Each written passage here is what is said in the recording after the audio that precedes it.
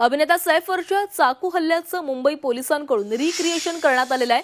काल रात्री मुंबई पोलिसांची टीम ही सैफ अली खानच्या घरी गेलेली होती। आरोपी मोहम्मदला मुंबई पोलिसांनी सैफच्या घरी नेलं आणि आरोपी सैफच्या घरात कसा घुसला याची माहिती पोलिसांकडून जाणून घेण्यात आली आहे। 16 जानेवारीला सैफवर राहत्या घरात घुसून चाकू हल्ला करण्यात आलेला होता आणि त्याच घटनेचं रिक्रिएशन करत मुंबई पोलिसांनी तपासाला सुरुवात केलेली आहे। आरोपी मोहम्मदला घेऊन मुंबई पोलीस काल रात्री उशिरा सैफ अली खानच्या घरी आलेले होते। आरोपी सैफच्या घरी कसा घुसला याची इत्थंभूत माहिती पोलिसांनी आरोपीकडून काढून घेतलेली आहे। सैफच्या घरी आरोपी पायऱ्यावरून जाताना सीसीटीव्ही चित्रित झालेलं होतं, मात्र घरापर्यंत आरोपी कसा पोहोचला हे जाणून घेण्यासाठी पोलिसांनी आरोपीला सैफच्या घरी नेलं होतं। दरम्यान रिक्रिएशन नंतर आरोपी मोहम्मद शहजादला पुन्हा वांद्रे पोलीस ठाण्यामध्ये आणण्यात आलं।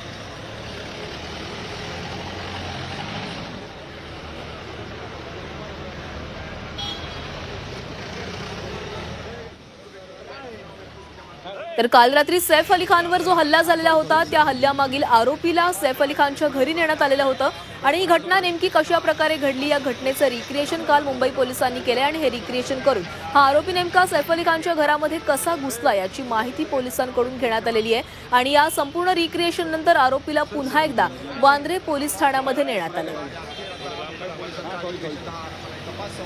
तर या संदर्भात अधिक बोलूयात, आमच्या प्रतिनिधी सीमा आढ्या आपल्यासोबत जोडल्या गेलेल्या। सीमा, काल रात्री सैफवर जो हल्ला झालेला होता त्या आरोपीला सैफच्या घरी नेण्यात आलं, ते संपूर्ण घटनेचं रिक्रिएशन करण्यात आलेलं आहे। काय काय माहिती आहे पोलिसांना यामधून मिळाल्याचं कळतंय? नक्कीच आपण बघितलं जर ज्या प्रकारे सैफ अली खानवरती हल्ला झाला, तो हल्ला कसा झाला, संपूर्ण घटनाक्रम समजून घेण्यासाठी आता पोलिसांकडनं सीन जी आहे सीन रिक्रिएट केलं जात आहे। जी माहिती मिळते त्यानुसार काल रात्री मध्यरात्री या आरोपीला वांद्रे स्थानकावरती घेऊन येण्यात आलं आणि तिथून तो कशा प्रकारे सैफ अली खानच्या इमारतीपर्यंत पोहोचला आणि इमारतीमध्ये गेल्यानंतर तो 11व्या मजल्यावरती कसा पोहोचला या संदर्भात संपूर्ण घटनाक्रम समजून घेण्याचा प्रयत्न पोलिसांकडनं सुरू झालेला आहे।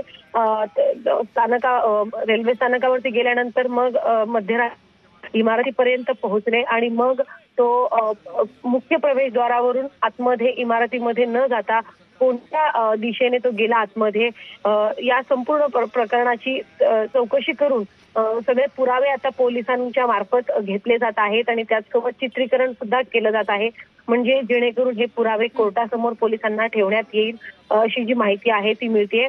त्याचसोबत आपल्याला माहिती आहे की जे सीसीटीव्ही फुटेज बाहेर आले आतापर्यंत संपूर्ण या इमारतीच्या परिसरातले त्या कोणत्या सीसीटीव्ही मध्ये तो आरोपी दिसून आलेला नव्हता, त्यामुळे सगळ्यांनाच एक प्रश्न पडलेला होता आणि पोलीस चौकशी करताना एक मोठा गंभीर प्रश्न त्यांच्यासमोर हाच होता की या इमारतीमध्ये संरक्षण भिंत असताना सुद्धा हा आरोपी आतमध्ये नक्की गेला कसा, त्यामुळे कोणकोणत्या भिंतींचा वापर करून कोणत्या पायऱ्यांचा वापर करून आतमध्ये तो कसा गेला या सगळ्या संदर्भातले पुरावे गोळा केले जात आहेत। त्याचसोबत चित्रीकरण केलं जात आहे जेणेकरून तपासामध्ये आणि जेव्हा पुरावे कोर्टासमोर ठेवण्यात येईल तेव्हा ते चित्रीकरण कोर्टाला देण्यात येईल। त्याचसोबत आपल्याला माहिती आहे की सध्या आरोपीला 5 दिवसाची पोलीस कोठडी सुनावण्यात आली आहे आणि या पोलीस कोठडी दरम्यान हा आरोपी म्हणजे जेव्हा घटना घडली त्या घटनेनंतर तो कुठे कुठे वावरला, त्याआधी तो मुंबईमध्ये कुठे होता,